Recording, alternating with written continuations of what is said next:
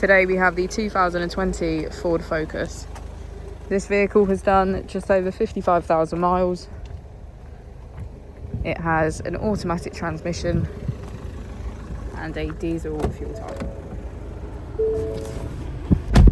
To the left of our steering wheel, we have cruise control as a feature, as well as our keyless ignition. On the right, we have voice control. Moving on to our screen, on our first page, we can access Bluetooth, mobile apps and navigation.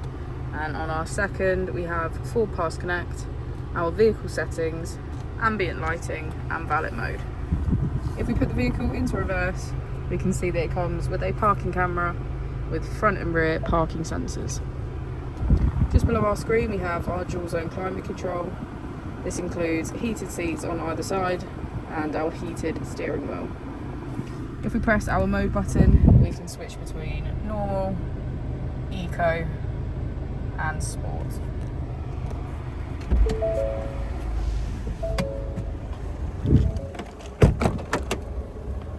As we go into the back of the vehicle, we can see that it has a full leather black interior.